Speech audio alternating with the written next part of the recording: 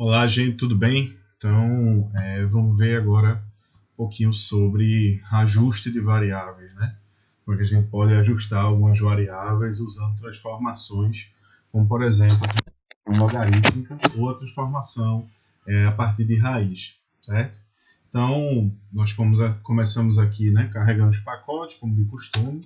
Então, a gente está carregando aqui um pacote de Playar para fazer as manipulações necessárias, o Data Table para ler a base de dados, e o ggplot para plotar os gráficos, para comparar como é que os dados ficam, e por fim o grid extra para conseguir organizar melhor os dados. Então a gente vai usar nesse vídeo de hoje, nessa atividade de hoje, os dados de Covid em Pernambuco. Então esses dados estão disponíveis nesse endereço, que é basicamente uma base de dados aberta da Secretaria de Planejamento e Gestão do Estado de Pernambuco. Então, executando a linha 4, vocês veem que ele está fazendo o download aqui, né, da base, é uma base grande. Desde o início da pandemia, né, todos os casos estão aí. A gente usou a função fread, que vem justamente do pacote DataTable.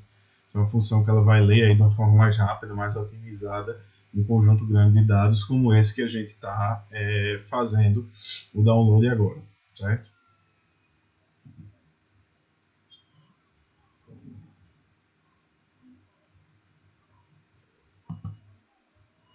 Então, só esperar um pouquinho para ela concluir ali a carga. Realmente um volume grande de dados.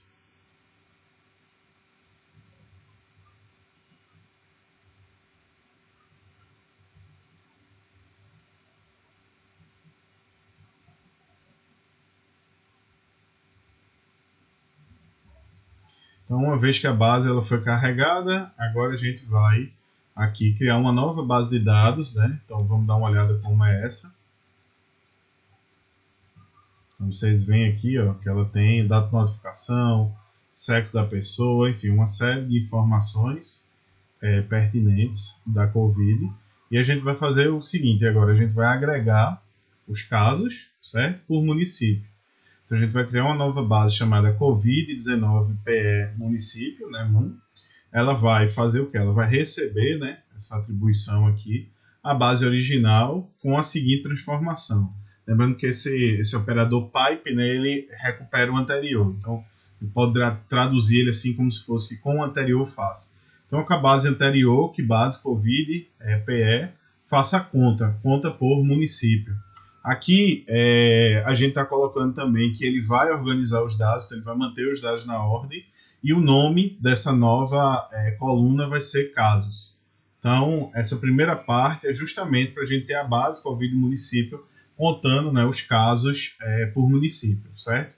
Depois aqui, ó, o segundo pipe, a gente vai fazer uma mutação, usando o pacote de Playar. Então a gente vai criar uma nova variável chamada casos2, que ela vai ser a raiz quadrada da variável original casos. Lembrando que essa variável original é a contagem, né? Então, ela é uma variável de contagem, ela vai contar o número de casos. E depois a gente vai criar uma segunda variável, ainda dentro da função mutate, casos log, que vai receber o logaritmo da base 10 da variável casos. Então, rodamos aqui, e aqui vocês veem a base. Então, foi calculado, né, para cada município o total de casos de Covid-19, o casos ao quadrado, né, a raiz quadrada disso, e o logaritmo, ok? Então, essa é uma transformação simples, na qual você pega uma variável que ela está com determinada distribuição, né, e você reduz aí a amplitude dela, a dimensão dela, aplicando ou raiz quadrada ou logaritmo. No vídeo eu vou deixar aí o link para alguns textos, né, alguns artigos científicos que discutem bastante esse tipo de transformação, inclusive pela possibilidade que ela tem de descaracterizar os dados. Então, dados de contagem, né, eles podem sofrer essa transformação para ele ficar mais fácil a manipulação, como a gente vai ver no gráfico, mas há sempre uma perda, tá? Então, existe toda uma discussão aí na literatura de estatística se é melhor você transformar os dados ou buscar um modelo que se adeque a esse tipo de dado, ok? Então, vamos criar agora os loops que vão deixar mais claro a transformação, né, o resultado da transformação dos dados. Primeiro a gente vai pegar o nome das variáveis usando a função names. Então a gente vai pegar justamente as colunas 2 a 4, né? É aqui do final. e a gente vai criar uma lista vazia chamada lista plots nula, né? Para a gente conseguir fazer um for. Então, for de 1 até o nome variáveis, né? Então tem 3, então de 1 até 3, ela vai plotar a base Covid município, certo? Sendo no X o município e no Y a variável que a gente colocou, certo? Então a primeira variável vai ser casos, a segunda vai ser casos ao quadrado e por aí vai, certo? Então a gente está colocando aqui que o que a gente quer é um gráfico de barra, certo?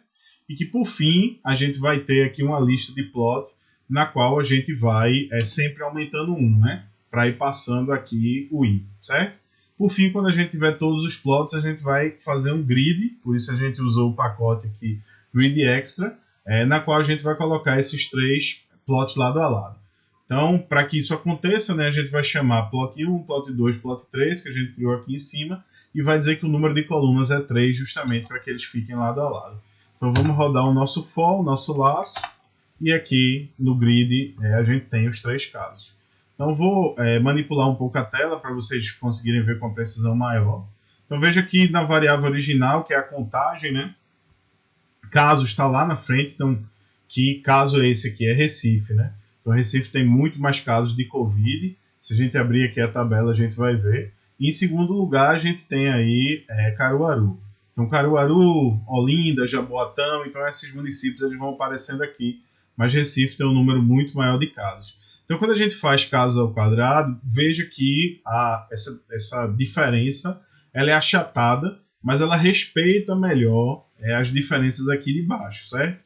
Então, a gente trouxe, né, ao tirar a raiz quadrada, diminuiu um pouco essa dimensão de Recife, que estava muito alta, né, esses valores aí, mas a gente respeita melhor aqui embaixo, certo? Percebam que quando a gente aplica logaritmo, vai todo mundo para uma escala muito próxima, e a pessoal aqui de baixo fica mais descaracterizado a diferença original nos dados. Assim como a distância, né? Proporcionalmente ela desce muito, certo? Então o achatamento de logaritmo é maior. Nos artigos que a gente vai deixar aí na descrição do vídeo, vocês vão ver as consequências disso. Mas é basicamente a possibilidade de enviesar alguns tipos de análise, ok? Justamente por causa desse achatamento que foi provocado. Isso é muito usado não só em contagens altas, mas, por exemplo, quando você usa dinheiro numa regressão, numa modelagem, porque como o valor de dinheiro pode ser muito maior do que as outras variáveis, né, a amplitude, aí o valor máximo desse tipo de variável, pode descaracterizar a sua modelagem. Então isso é muitas vezes feito para fortalecer aí esse tipo de análise e a linearidade desses modelos. Mas existem algumas perdas, como a gente pode ver aqui pelo próprio gráfico. Ok?